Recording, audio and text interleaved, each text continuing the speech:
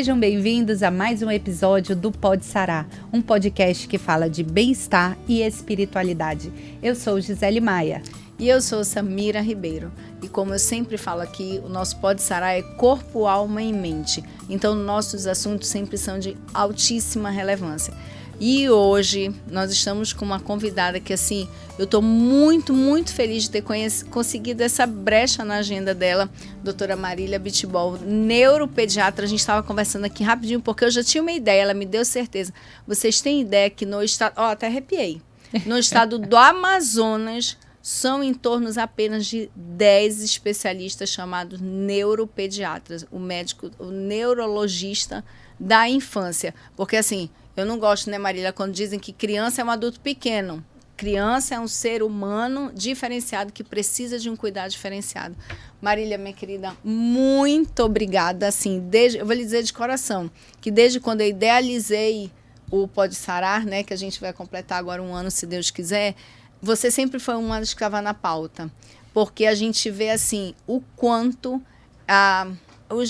os atípicos, né, esses diagnósticos especiais, fazem parte agora da nossa sociedade. A sociedade tem que estar pronta para diagnosticar e acolher a todos. Obrigada, minha querida, pela participação. Eu que agradeço, né, a imensa honra. Confesso que sou tímida, né? Sou tímida, mas estou aqui de coração aberto. Faz de conta que a gente está fazendo uma consulta para 4 pessoas. Isso. Apenas exponha o seu conhecimento. Sim, agradeço imensamente, né? E como eu falo, é uma urgência. Desenvolvimento infantil é uma urgência e deve estar nas principais pautas de políticas públicas, educacionais e como sociedade e vida familiar, né? E para a gente compartilhar, convidei a minha querida Laisa, né, que é uma colega enfermeira e também mãe de um paciente muito querido meu, né, porque eu estou aqui para passar o olhar do médico, né, da ciência, da medicina, e ela também para compartilhar das suas experiências de vida prática, né, porque como eu falo, não adianta a gente ter o melhor tratamento se a nossa casa não é um ambiente que vai favorecer, né, ao desenvolvimento em potencial do nosso filho. Cada família que entra no consultório comigo, eu aprendo muito, né?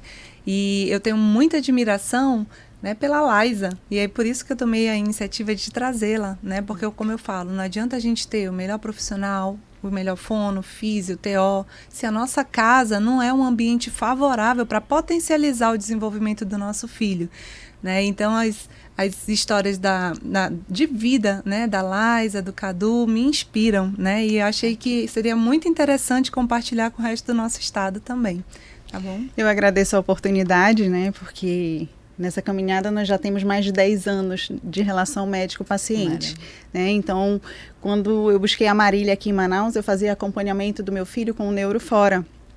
E eu senti a necessidade desse corpo a corpo com o médico, né, para ter as orientações, porque junto com um bebê neurodivergente, com um bebê autista, nasce uma mãe, né, após ela passar por aquele luto de perder o filho idealizado.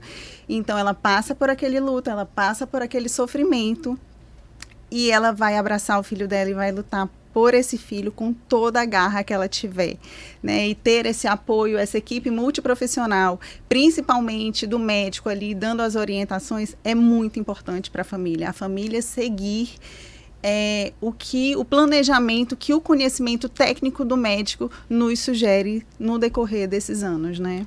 Nossa, seja bem-vinda, viu? E Obrigada. Vai ser muito importante para todos que estão assistindo, mães que vão com certeza se identificar com a sua história. É muito bom a gente ter os exemplos, a vivência de vida, ou como que você lidou com as facilidades, com as dificuldades, com as diferenças. E você falou uma frase que eu ainda não tinha ouvido: o luto pelo bebê idealizado. Isso. Isso é profundo. É muito profundo, porque como profundo. Sou neonatologista na especialidade, a gente diz assim, né, que a gestação, eu falo que é uma caixinha de surpresa.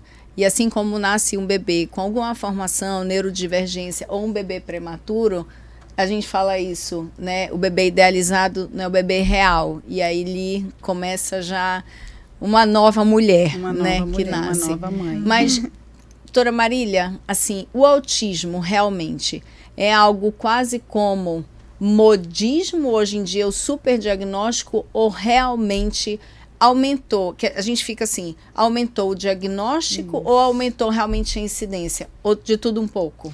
Então, nós estamos passando por um momento, né, de que a população está tendo oportunidade de conhecer o que é o autismo, né? Os critérios diagnósticos estabelecidos pelo DSM-5 estão organizados.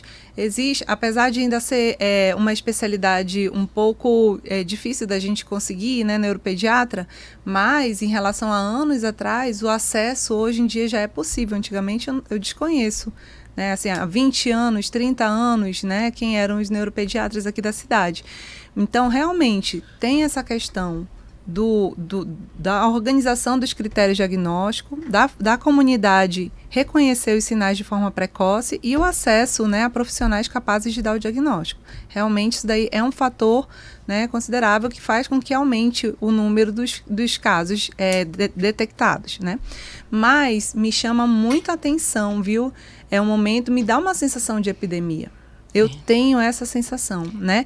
E os órgãos internacionais, como o CDC, já apontam que para cada 31 crianças, uma tem o transtorno, né? E aqui no Brasil, os dados epidemiológicos estão sendo produzidos, né? No último censo, no Brasil, nós temos 2,3 milhões, aproximadamente, de pessoas diagnosticadas com autismo, né? E assim, eu lembro quando eu era recém-formada, que eu atendia em SPA e pronto-socorro, a gente quase não via criança. Aí você percebe que com o seu olhar já clínico, você diz assim, eu que sou especialista realmente quase não tinha. Naquela época eu não via, E a né? gente, um pouco mais leigo, eu percebo hoje, quando a gente frequenta os lugares, quando viaja em qualquer lugar do mundo.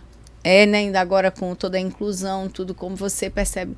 Ao que hoje a gente pode considerar um dos principais ou vários responsáveis pelo aumento da incidência? Pois hoje nós temos alguns fatores, né, relacionados, né, como causas genéticas, mutações herdadas, né, porque tem casos na família e a criança nasceu com autismo, ou então mutações novas também, existem genes já, né, comprovadamente relacionadas com o autismo, mas também existem situações que nós não conseguimos detectar geneticamente. Mas nós sabemos que fatores como aquele bebê que nasceu pequenininho, que foi prematuro, que pesou menos de 2,5 kg, tem um fator de risco maior para desenvolver o autismo. O autismo, ele não é uma doença. Doença, né, é uma gripe, é uma pneumonia, né, é uma diarreia. Isso é doença. O autismo é um transtorno do desenvolvimento, né? E o que é esse transtorno? É uma forma de ver e sentir o mundo de uma forma diferente, que aí a Laísa daqui a pouco pode até complementar melhor sobre esse aspecto, né? É um transtorno neurobiológico mesmo do desenvolvimento das crianças, né? No qual não existe nenhum exame que a gente vai pedir que venha escrito autismo positivo ou negativo. Nós temos que observar se a criança preenche os critérios estabelecidos internacionalmente, né? Que é critério A e critério B. Critério A é um prejuízo na intenção de se comunicar e de se socializar. Né? A gente está conversando aqui, eu estou olhando nos teus olhos, você está me perguntando, está me levantando uma demanda e eu estou respondendo para você essa sua demanda. Então, aqui, várias pontes de socialização e comunicação. Então, no indivíduo com autismo, isso está prejudicado, né?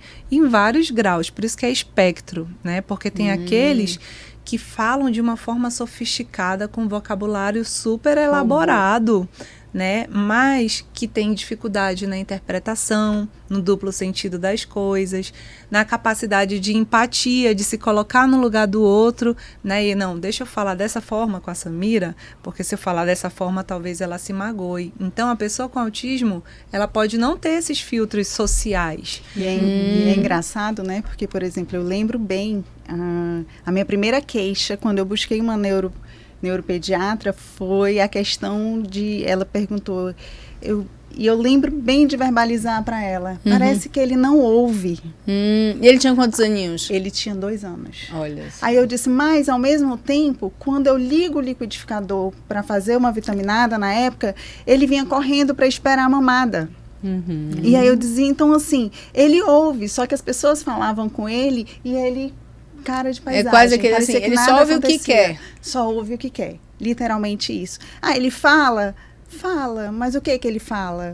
Você não construía palavras, né? E no parquinho, como que ele brincava?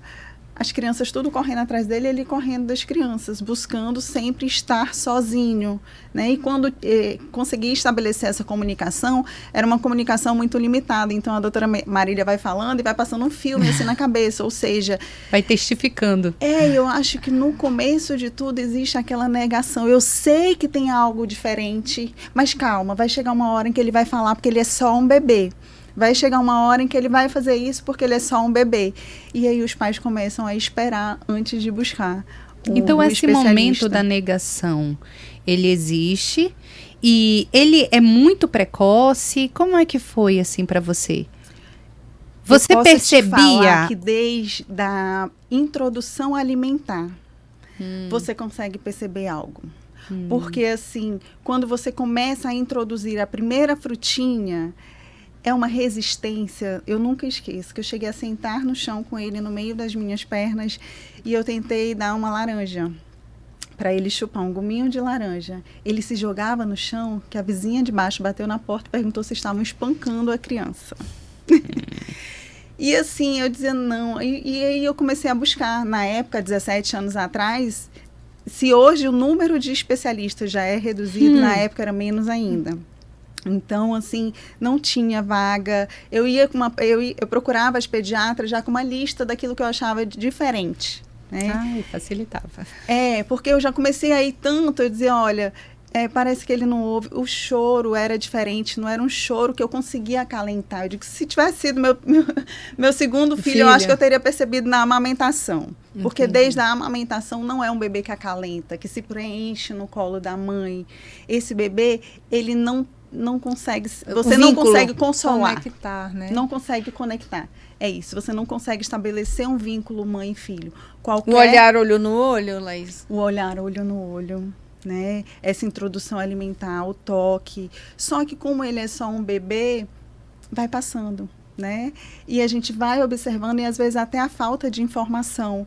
Não é? De que não, é porque ele passou o dia em casa sozinho, não, porque ele é mais tímido, não. Criado porque... com a avó, ele tem um monte de vieses, né, que vão confundindo. Nem todo mundo é igual. Aí a importância de tantos profissionais de saúde, seja de atenção básica, como você falou, né? Não temos aqui na nossa região, e eu acredito que no Brasil também, não tem neuropediatra o suficiente para a quantidade de atender a população.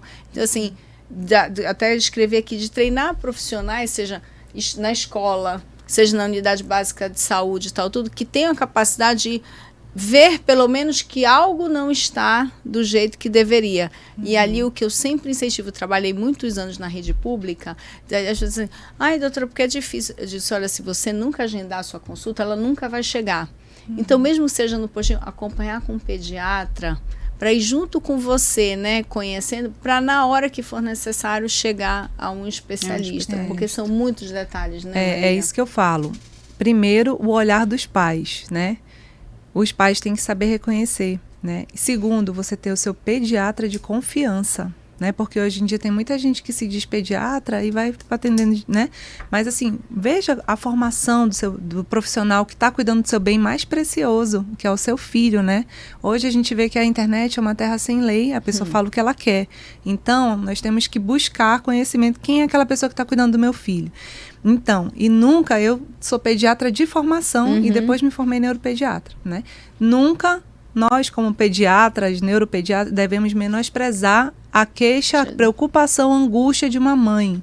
Né? Porque o que a gente sempre vê, né? Não, isso daí, ele vai se criar, né? Ele vai falar, ele vai não sei o quê. Cada criança tem seu tempo. Cada criança tem seu tempo? Sim. Mas ninguém tem até é igual o atraso a ninguém. normal, Isso, né? tá Aceitável. Mas se a gente olhar na caderneta, no instrumento de vigilância, tem ali, ó, a criança tem o tempo dela que começa aqui e termina aqui. Nessa cor diferenciada, ela tem o tempo dela de adquirir tal habilidade. Passou aquele tempo, ela não adquiriu, atraso, urgência, encaminha para o neuropediatra, né? Assim como o crescimento também, né? Passou naquele gráfico ali daquela curvinha, né? Temos que tomar ações. né? Então, primeira coisa, quais são esses critérios, né, que os pais têm que estar atentos? Como eu falei, o critério A é o prejuízo na intenção de se comunicar e de se socializar. Critério B são 4 características que a criança tem que ter pelo menos 2 para a gente falar que preenche. Comportamento repetitivo estereotipado, que é aquela criancinha que fica ansiosa ou feliz demais ou irritada, ela sacode as mãos, ela anda nos pés, ou ela fica andando de um lado para o outro sem propósito para se autorregular, né? Nós temos também as estereotipias vocais, aquela criança que passa o dia emitindo um sonzinho, determinado sonzinho, que ela faz aquilo para se autorregular. As ecolalias, que também são tipos de estereotipias. As imediatas, que eu falo, qual o seu nome? Aí ela fala, qual o seu nome?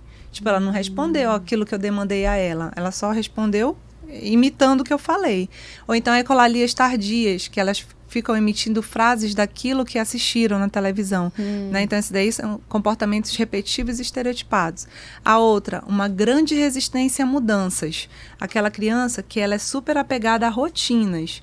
Ela estabelece aquele padrãozinho rígido na cabeça e se algo sair fora daquilo que foi estabelecido, ela se desorganiza, né? Ou então, tipo, vai fazer uma viagem. Poxa, pode ser a melhor viagem do mundo, mas vai sair dali daquele padrãozinho que ele está acostumado na casinha.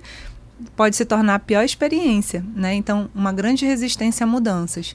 O segundo, o interesse com foco aumentado em determinada coisa. Tem criança que é fissurada por planetas, por países, por dinossauros. Por números, né? Inglês, né? Tem criança que fala inglês pequenininha, que mal fala português, que fala inglês fluentemente. O pai acha aquilo o máximo. Vinhetas de televisão, né? Supermercados regionais, que eu não vou citar o nome. Mas é muito engraçado, assim, engraçado, né? A alegria, né, deles quando se deparam com aquele hiperfoco, né? Tem até na Netflix a advogada extraordinária, né? Sim. A alegria dela quando toca no assunto de baleias. Se você quer entender. É o hiperfoco dela, baleias. Então, uma pessoa que sente com ela e converse sobre o assunto do interesse dela, assim, gera uma euforia, uma alegria, né? Então, é nesse sentido. Agora, o diagnóstico médico tem uma idade para isso? Assim, nós sabemos que a criança ela pode apresentar um sinalzinho ou outro e também não ser autismo, né? Então, a gente tem que ter uma certa cautela. Mas a partir de 1 ano e meio, a gente já consegue mesmo fechar o diagnóstico. 1 ano e meio. E depende também da severidade do quadro, né? Porque tem alguns casos que são mais sutis e que, tipo, demora um pouco mais, né? A gente precisa de um pouco mais de cautela, aplicar alguns testes mais específicos ali para a gente ter realmente certeza, né? Na minha consciência, eu só dou um diagnóstico quando eu tenho certeza. Tem criança que entra no meu consultório, no mesmo dia já sai com seu papelzinho do laudo, entendeu? Agora, existem outras que passam 6 meses, 1 ano, porque hoje nós estamos recebendo muita influência de telas, né? Então, telas, a gente sabe que o nosso cérebro, ele tem um momento certo que ele está mais ávido para desenvolver determinada habilidade, né, sensorial, de linguagem, social, né? E se a gente está só deixando a criança ali na tela, aquele período de desenvolvimento passa e a criança não recebeu os estímulos adequados, né? E ela fica atrasada. Então, nós vemos muitos casos de crianças que pareciam autistas, né? Mas que na realidade era excesso de tela. Aí vai para a escola. E qual a diferença? A gente organiza a rotina da criança, né? Tira a tela e encaminha para os terapeutas. Ela não está falando, vai para o fono. Está com dificuldade no contato visual, vai no psicólogo, né? Alguma questão sensorial, vai no TO. E há alguns ajustes ali, aquela criança floresce. Era o gatilho, o empurrãozinho que ela precisava para se encontrar no seu desenvolvimento, né? Então, por isso que a gente tem que ter cautela. O que a gente não pode postergar é a detecção dos atrasos, né? Urgência, um atraso de fala, um atraso psicossocial, né? E já encaminhar para os profissionais, mudança de rotina em casa, estimulação adequada com os terapeutas certos, né? E é isso aí. E não hiperdiagnosticar, não é isso? Porque, por exemplo, eu conheço muitas crianças que têm um atraso de fala. Eu tenho, entendeu? Conhecidos, inclusive da minha família, que foram falar com 3 anos e hoje falam pelos cotovelos, digamos assim. Ainda tivemos agora o Tá trauma da alterado, pandemia, sim, né? da pandemia. Mas existe hiperdiagnóstico. Não, como é que a gente fala? Isso mesmo, hiperdiagnóstico. Diagnosticar demais, tá? Qualquer alteração, a criança é autista. A gente não pode pecar por excesso e nem por omissão. E às vezes a pessoa tem um atraso naquilo, como por exemplo da fala, tem... Eu como otorrino, às vezes, não passou no primeiro teste da orelhinha. Não, calma, vamos fazer o reteste. Entendeu? Às vezes é uma secreçãozinha, um líquidozinho, às vezes é uma cerinha, alguma coisa. Ou então a gente sabe que a maturidade auditiva, ela continua ainda nos primeiros 6 meses. Então eu já não posso de cara, ali no primeiro, não, vamos fazer um reteste, não, vamos fazer um exame um pouquinho mais profundo. Então a gente tem que também ter esse cuidado, né? E a gente teria tanta coisa ainda. E é extremamente importante, porque assim, você precisa ser acompanhado por um profissional médico. É extremamente importante um pediatra, um neuropediatra estar acompanhando o seu filho. Você não pode fechar diagnóstico com o que nós estamos conversando aqui, eu acho que é isso. Não, isso vai te dar um start para você buscar um profissional médico para fechar esse diagnóstico. Pronto, fechamos o diagnóstico. É autismo, né? Essa criança, ela é neurodivergência, ela tem autismo, ela é uma criança... Ela não é TEA, porque conversando esses dias com meu filho, eu falei, meu filho, como que eu tenho que me referir, né? Você tem autismo, você é autista, qual que é a nomenclatura correta? Ele disse, mãe, eu não sou autista, porque eu não sou um diagnóstico, eu tenho autismo. Eu tenho TEA, sou portador de TEA, mas eu não sou esse diagnóstico não me define. E eu achei isso fantástico. Porque, vamos lá, fechamos o diagnóstico, identificamos isso, buscamos um profissional, fechamos esse diagnóstico, iniciamos o protocolo que o profissional médico, que o neuropediatra prescreveu para a gente. Vamos lá, vamos seguir direitinho, passamos o tabu de negar a medicação. Vamos seguir. Essa criança, ela não pode ser, ele tem esse comportamento porque ele é autista. Ele não pode ser estigmatizado, né? Não pode ser estigmatizado. Você precisa olhar para o seu filho, olhar para o seu neto, olhar para o seu sobrinho e entender que ele é o João, que ela é a Maria e que ele, naquele momento, ele tem a dificuldade na fala. Então, nós vamos trabalhar a fala. Enquanto as mães de crianças neurotípicas vão levar para o judô, para a natação, talvez você precise levar para fisioterapia, para terapia ocupacional, para fonoaudiologia. E está tudo bem, porque você vai aceitar o seu filho como ele é. Aí é que entra a questão de apagar, viver o luto. Você precisa viver o luto, se reorganizar e respeitar e amar o teu filho do jeito que ele é. E não procurar se enquadrar dentro dos padrões de criança que a sociedade impõe. Né? Então, quer dizer que se atrasou a fala, que é o que a doutora Marília acabou de colocar. Não é porque atrasou a fala que vai ser autista. Não. Já pulamos todas essas etapas. Então, se eu fui na neuro, a neuro me falou que ele precisa de uma fono para restabelecer essa infância, então a gente vai seguir o acompanhamento que a médica prescreveu para aquela criança. Não pecar nem por excesso, nem por omissão. Eu falo para os pais, né? Uma andorinha não faz verão. Às vezes a criança só anda na ponta dos pés. Ela só anda. Mas se comunica super bem, socializa, a escola não tem queixa, não tem mais nenhum outro sinal. É um transtorno do comportamento estereotipado. Entendeu? Existem outras coisas também, além de autismo, né? Num só sinal, como eu te falei, precisa critério A, critério B, aquelas características para a gente dar o diagnóstico de autismo, né? Uma criança que não fala, pode ser que ela não ouve. Uma criança que todos os objetos ela pega e ela olha assim. Já chegou, quase que dava o laudo. Vá no oftalmo. Olha o lóculos da criança, superou aquilo tudo, não era autismo, entendeu? Então tem outros prejuízos também, né, que podem acontecer e não ser autismo. Mas você falou, já, infelizmente, a gente rumando pro final da nossa conversa. Eu posso passar só um último recadinho, né, para aquelas famílias que moram no interior, né, e que muitas vezes podem se sentir muito sozinhas, né? Poxa, meu filho, eu tô vendo tudo isso, gente, eu não tenho condições de ir pra cidade, aqui não tem nem pediatra, mal médico, de vez em quando aparece aqui, né? Na nossa caderneta tem uma seção para cada faixa etária, como a mãe pode estimular a criança em casa. Verdade, Maria. Né? De 0 a 3, de 3 a 6, de 6 a 9, de 9 a 1 aninho e até criança maior na idade escolar. Né? Então, que as mães leiam, né, e já comecem a colocar em prática tudo isso. E um outro recadinho, muito cuidado com as telas, né, porque a tecnologia veio aí para agregar a humanidade, mas está sendo trágico nas nossas infâncias. Então, até os 2 anos, a criança não pode ter celular, não pode ficar jogando joguinho no celular, evitar passar o dia na televisão, não pode ter contato com telas até os 2 anos.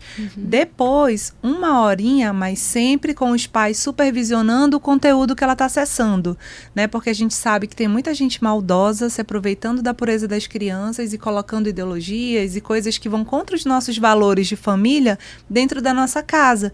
E quando chega na adolescência, a gente não sabe nem quem está dormindo ao nosso lado, porque a gente não conhece o que formou aquele ser, né? Então, vigilância e presença faz toda a diferença. Ai, maravilha. Anotaram tudo? Perfeito. Você aqui que está aí assistindo anotou, porque eu aqui estou desprovida de caneta, mas eu tentei aqui, ó. Eu tô tão concentrada. Depois você aqui, passa. Eu sempre pego e faço o videozinho da pessoa falando, hoje eu nem toquei nesse meu celular o dia inteiro. Ai, eu quero agradecer, gente. E aqui, como a gente estava que tinha essa pergunta, existe cura para o autismo? Não existe cura porque não é doença.